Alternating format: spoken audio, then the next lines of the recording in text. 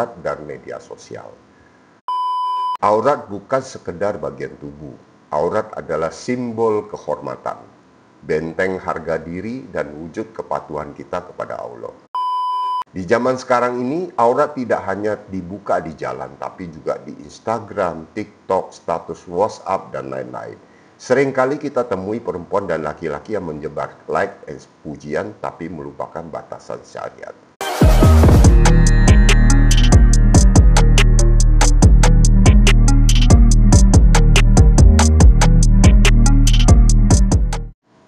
Bismillahirrahmanirrahim. Assalamualaikum warahmatullahi wabarakatuh.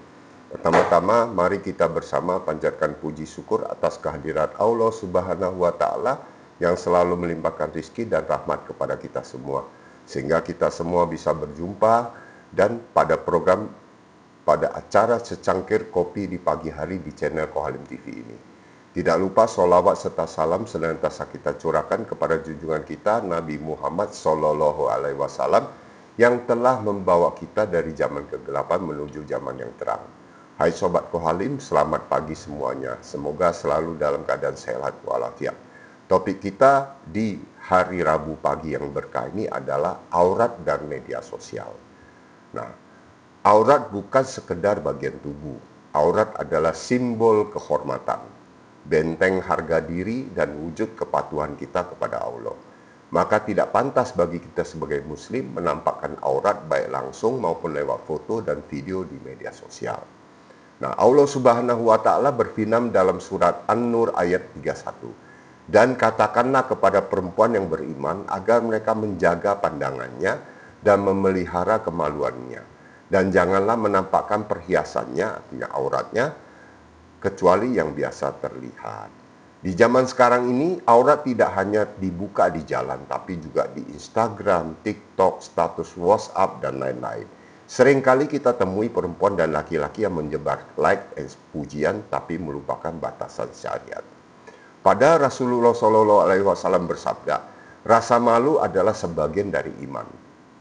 Hadis riwayat Muslim. Tanpa rasa malu, kita akan berani melakukan apa saja demi eksistensi walaupun melanggar ajaran agama. Nah, mari kita sadari, apa yang kita posting akan disaksikan malaikat dan dicatat. Apa yang viral di bumi bisa menjadi aib di akhirat.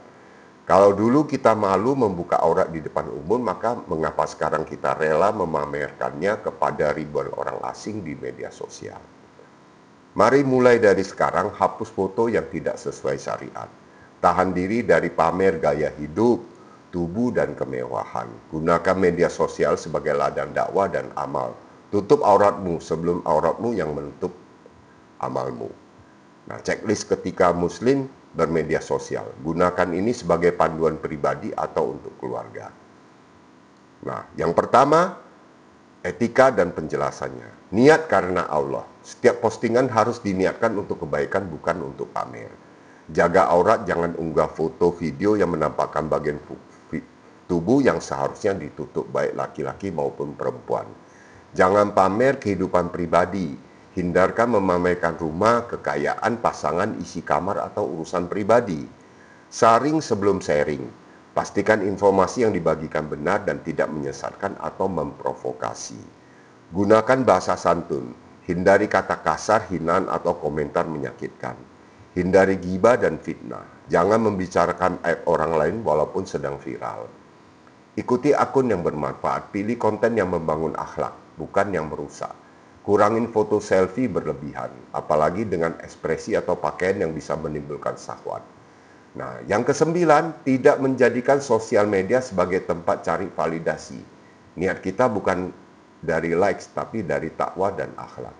Nah, yang terakhir, yang ke-10, evaluasi konten secara berkala. Hapus posting lama yang tidak pantas atau tidak bermanfaat. Nah, yang kedua, panduan untuk orang tua, mengawasi sosial media anak. Tujuan menjaga anak-anak tetap aman dan terjaga nilai Islam dalam dunia digital. Langkah-langkah praktis. Yang pertama, bangun hubungan yang terbuka. Jadikan rumah tempat yang nyaman untuk anak bertanya soal apapun, termasuk soal sosial media. Jangan hanya mengontrol, tapi harus didampingi. Yang kedua, kenalin platform ya, media yang mereka gunakan. Pelajari cara kerja aplikasi seperti TikTok, Instagram, YouTube, Discord, dan lain-lain. Gunakan akun orang tua untuk memantau secara pasif, bukan mengintai, tapi melindungi.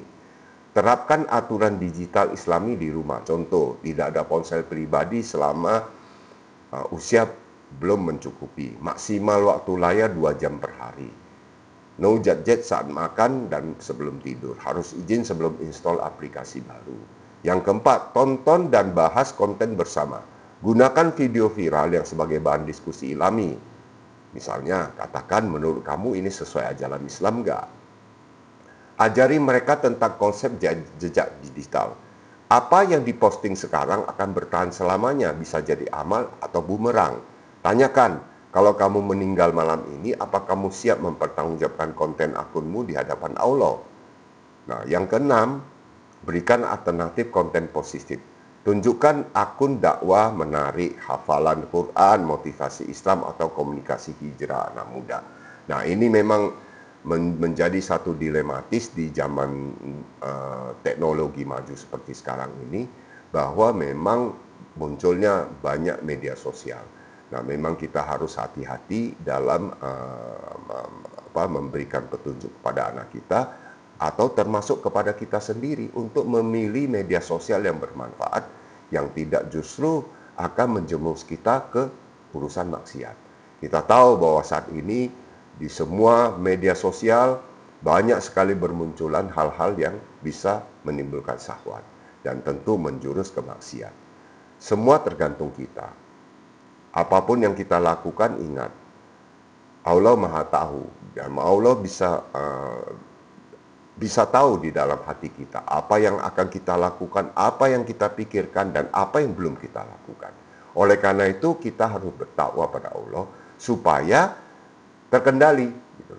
Kita tahu bahwa sekarang banyak peristiwa bahwa ada pelecehan segala macam, malah dari usia yang sangat muda, dari belasan tahun sampai puluhan tahun. Nah, ini hal-hal yang negatif yang timbul.